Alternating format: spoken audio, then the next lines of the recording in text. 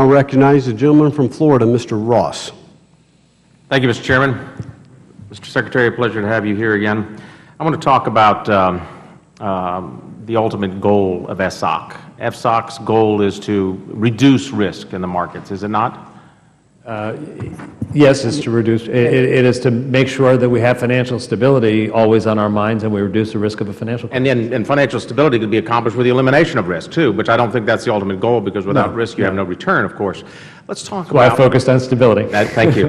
And let's talk about stability, because in gaining stability, we need to make sure that our institutions have a proper roadmap. And right now we have a designation of a SIFI that leads to an institution now trying to find out how they get out. And I give you credit for what happened in February with some of the transparency rules that you promulgated, and an opportunity every 5 years to try to get a decertification, if you will, of being a SIFI. My concern is though, why don't we have in place a roadmap, a precautionary measure to prevent them from ever being designated as a SIFI?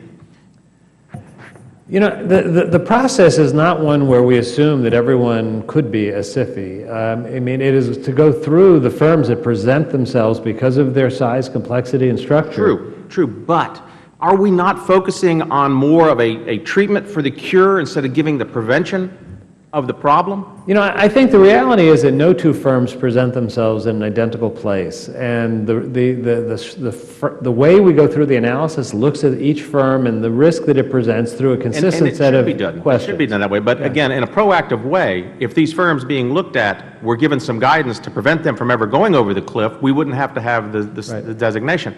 Let me move into something real quickly here on asset managers, because I think asset managers are pretty important, and I've got some concerns about them being declared SIFIs. For example, in Dodd-Frank it says that some of the criteria to include are leverage, the extent and nature of the off-balance sheet exposure of the companies, the amount and types of liabilities of the company, including the degree of reliance on short-term funding. Let's talk about leverage.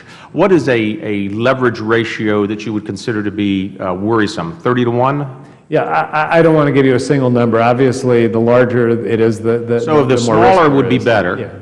And knowing that, 5 to 1 may even be a little bit of a concern. And it depends on what the investments are in. Correct. So it's a combination of leverage and risk. Well, when asset managers will not take, they won't have a greater than 1.5 to 1 risk. In fact, I think Vanguard has 1.04 to 1 risk, which is about almost minuscule. It would seem to me that that should be a consideration that would prevent them from even being considered a SIFI. Would you not agree? It's certainly a factor that you would have to consider, and we have made our focus for this last period of time looking at the activities that contain the most risk, because we don't. But they don't really contain risk. Asset managers don't contain risk. I mean, they're basically they don't even have any collateral as such to that risk.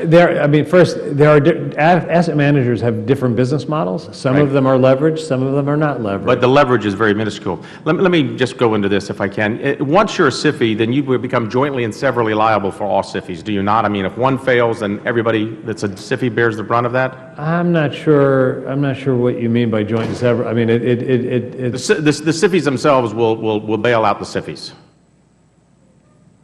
I'm not sure what you're referring to. Okay.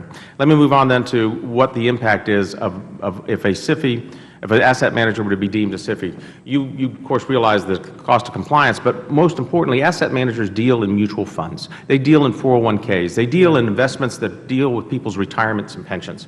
And there's a study out there by the American Action Forum that indicated that the capital requirements necessary if an asset manager was deemed a SIFI could raise the cost as much as 25%, that over the life of that program, of the retiree, could be over $100,000. Will that not be taken into consideration when trying to determine whether they're a SIFI or not?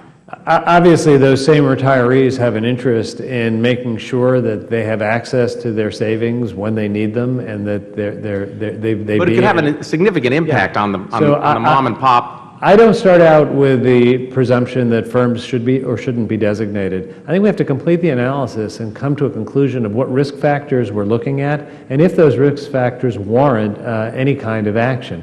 So I agree with you. It's just I think it would be a good preventative measure to do it in conjunction with the institution so that they can prevent that risk from ever being taken and ultimately continue in a very stable financial environment. My sense is that the asset management industry is very much offering its views as we go through this process process. Very strongly, yes, sir. I see my time is up. I'll yield back.